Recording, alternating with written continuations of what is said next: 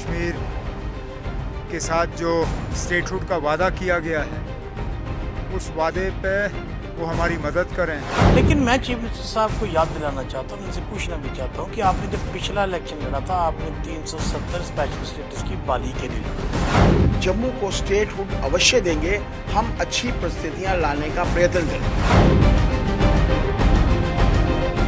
क्या संसद में गूंजेगा स्टेटहुड का मुद्दा? क्या केंद्र सरकार करेगी अपना वादा पूरा? जम्मू कश्मीर पूर्ण राज्य का दर्जा बहाल करना केवल एक राजनीतिक मांग नहीं, बल्कि केंद्र सरकार की ओर से संसद और सर्वोच्च न्यायालय में किया गया वादा है।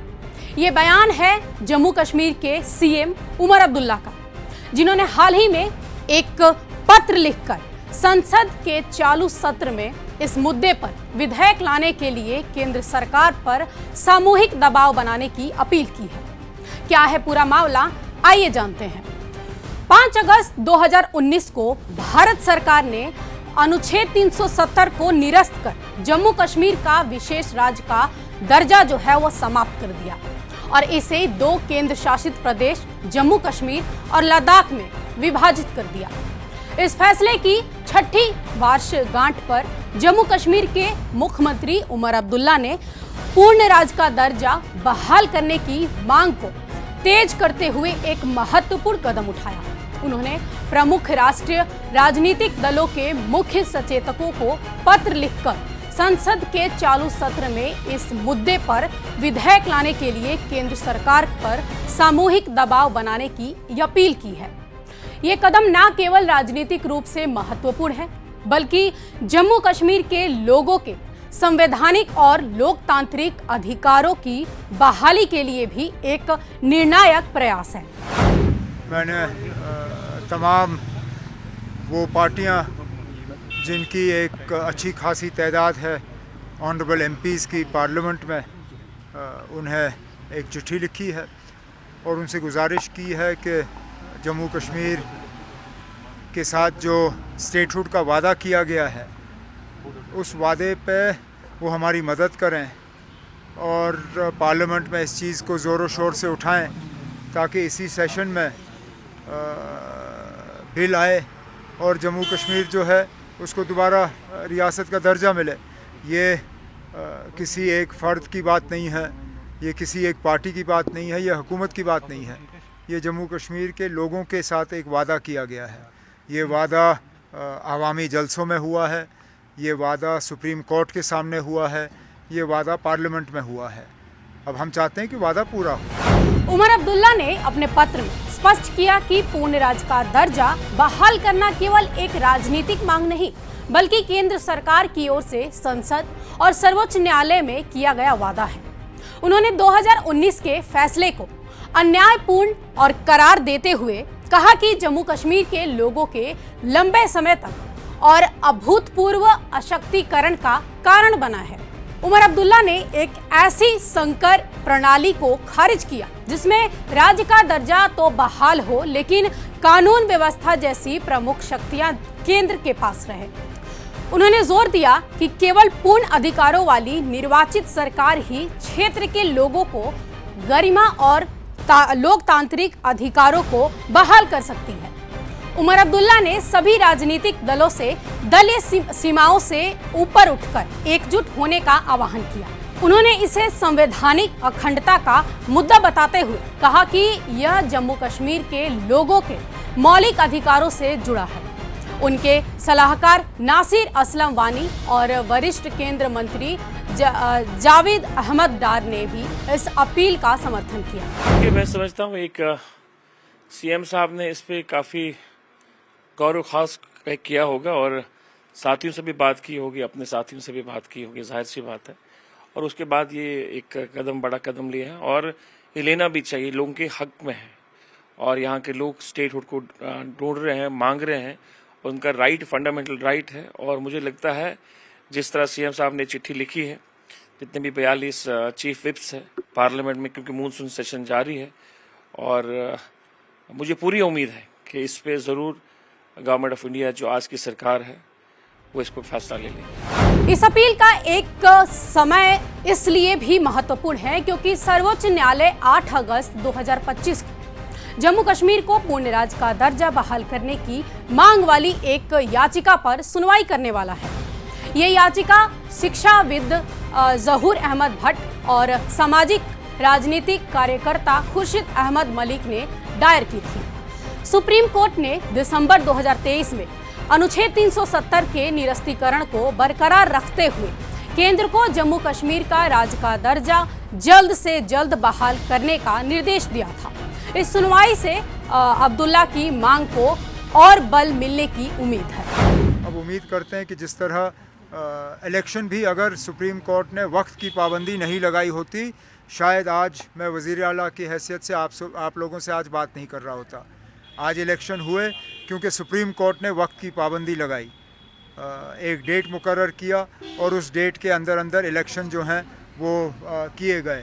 हम चाहते हैं कि स्टेटहुड के लिए भी अब बहुत टाइम हो गया है। जम्मू कश्मीर को पूर्ण राज्य का दर्जा बहाल करने के लिए जम्मू कश्मीर पुनर्गठन अधिनियम 2019 में संशोधन करना होगा।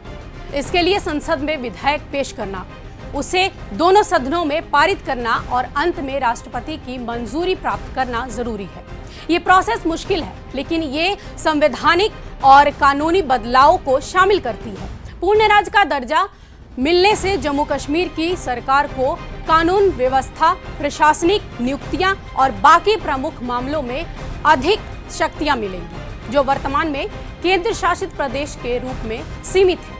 उमर अब्दुल्ला की अपील को कांग्रेस, नेशनल कॉन्फ्रेंस और साथ ही पीडीपी जैसे क्षेत्रीय दलों का समर्थन मिला हुआ है। कांग्रेस अध्यक्ष मल्लिकार्जुन खड़गे और विपक्ष के नेता राहुल गांधी ने भी हाल ही में प्रधानमंत्री मोदी को एक पत्र लिखा था, जिसमें राज्य के दर्जे को बहाल करने को लेकर इस बात को दोहराया था। विपक्ष दलों ने 5 अगस्त को काला दिवस मनाकर 2019 के फैसले को जो फैसला हुआ था उसकी निंदा की और पूर्ण राज्य के दर्जे की बहाली के लिए प्रदर्शन किए। कल आपको पता है कि हमारी राज्य से हमारा हक और कांग्रेस पार्टी का एक बहुत बड़ा प्रदर्शन जम्मू कश्मीर के हर जिले में था और वो भी पॉलिटिकल पार्टी इसका साथ दे रही है। और अगर उन्होंने चिट्ठी लिखी है तो अच्छी बात है। हमारे लीडर जो लीडर ओपोजिशन भी हैं, राहुल गांधी जी और खड़गे साहब जो कि इंडिया ब्लॉक के भी चेयरमैन हैं और हमारे अध्यक्ष हैं, लीडर अपोजिशन राज्यसभा हैं, उन्होंने ऑलरेडी प्रधानमंत्री को याद दिलाया है कि इस मानसून सेशन में आपको बिल लाना चाहिए, क्योंकि बहुत वादे किए उन्होंने पार्लियामेंट में, पार्लियामेंट के बाद यहाँ पब्लिक मीटिंग में और सुप्रीम कोर्ट में अंडरटेकिंग दी है। 11 दिसंबर 2023 को सुप्रीम कोर्ट ने कहा था कि as soon as possible statehood जो है जम्मू कश्मीर को बहाल किया जाए। देखिए, ऐसे है कि जो चीफ मिनिस्टर साहब ने लेटर लिखी है, जो हमें पता चला है, उन्होंने बात स्टेटहुड की है। स्टेटहुड एक मुद्दा है, जम्मू कश्मीर के और मुद्दे भी, ये भी मुद्दा है। लेकिन मैं चीफ मिनिस्टर साहब को याद दिलाना चाहता हूँ, उनसे पूछना भी चाहता हूँ कि आपने जब पिछला इलेक्शन लड़ा था, आपने 370 स्पेशल स्टेटस की बहाली के लिए लड़ा था। आपने 2 जगह से चुनाव लड़ा था, टोपी डालकर लोगों से वोट मांगे थे। किस लिए मांगे थे? कि मुझे वोट दे दीजिए, सरकार बनाई, मैं 370 और 35 से वापस ला के दूंगा, स्पेशल स्टेटस की बात करूंगा और आपकी जो दिल की बात है मैं जम्मू कश्मीर के साथ करूंगा, जम्मू कश्मीर की बात जो है मैं दिल्ली के साथ करूंगा। लेकिन दुखद बात आज ये है कि जो ही नेशनल कॉन्फ्रेंस से सरकार बनाई वो 370 स्पेशल स्टेटस को भूल चुके हैं, वो स्टेटहुड की बात करते हैं। हम कहते हैं कि काश ये लेटर होती कि 5 अगस्त 2019 की पहले वाली पोजीशन को बहाल करो, मेरी जमीन, मेरी नौकरी, मेरे रिसोर्सेज पर मेरा हक हो, मेरा मतलब जम्मू कश्मीर के नौजवान का हक हो। हम तो वो बात करते हैं, तो नेशनल कॉन्फ्रेंस ने अपना स्टैंड डिलीट कर दिया। तो ये मैं समझता हूं कि ये लोगों का जो मैंडेट दिया गया नेशनल कॉन्फ्रेंस को, ये उसके खिलाफ बात है। हालांकि भारतीय जनता पार्टी ने इस मुद्दे पर अभी तक कोई आधिकारिक बयान नहीं दिया है, लेकिन अभी हाल ही में आज सुबह सत शर्मा ने अपना एक बयान दिया गया है, वो हम आपको सुनाते हैं। कुछ सूत्रों का भी ये भी कहना है कि हाल ही में आतंकी हमले हुए थे और क्षेत्र की राजनीतिक स्थिति को देखते हुए केंद्र सरकार इस फैसले को टाल सकती है। उमर अब्दुल्ला की सरकार के सामने सबसे बड़ी चुनौती केंद्र सरकार को इस मांग के लिए राजी करना है। 2019 के बाद जम्मू कश्मीर में सुरक्षा स्थिति और आर्थिक हालात पर सवाल उठाए जा रहे हैं। अब उमर अब्दुल्ला ने तर्क दिया कि केंद्र शासित प्रदेश के रूप में क्षेत्र में उग्रवाद बढ़ा है, जबकि निर्वाचित सरकारें अतीत में बेहतर प्रबंधन कर चुकी हैं। उमर साहब ने जब चुनाव लड़ा था वो जानते थे कि किस असेंबली में वो चुनाव लड़ रहे हैं और कहाँ के मुख्यमंत्री बन सकते हैं। पहले तो ये नहीं था कि वो मुख्यमंत्री बनेंगे, शायद उनके ध्यान में था कि हो सकता है वो मुख्यमंत्री ना बने, लेकिन परिस्थितियां ऐसी बनी वो मुख्यमंत्री बने। और वो जानते थे कि वो यूटी के मुख्यमंत्री हैं, उनकी पावर्स क्या रहने वाली।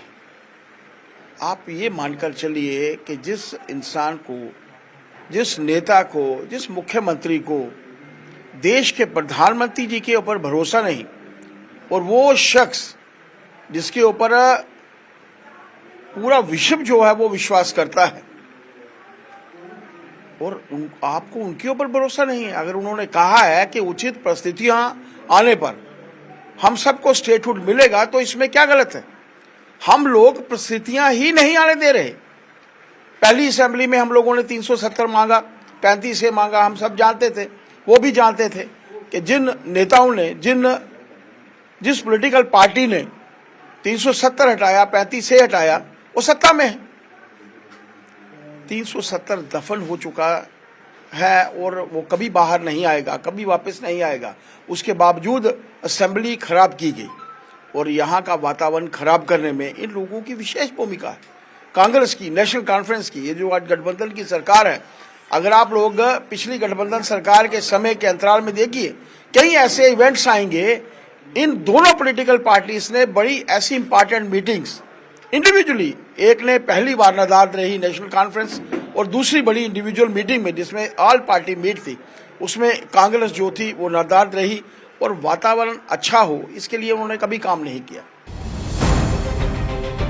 जम्मू कश्मीर के साथ जो स्टेटहुड का वादा किया गया है, उस वादे पे वो हमारी मदद करें। लेकिन मैं चीफ मिनिस्टर साहब को याद दिलाना चाहता हूँ, उनसे पूछना भी चाहता हूँ कि आपने जब पिछला इलेक्शन लड़ा था, आपने 370 स्पेशल स्टेटस की बहाली के लिए लड़ा। जम्मू को स्टेटहुड अवश्य देंगे, हम अच्छी परिस्थितियां लाने का प्रयत्न करेंगे।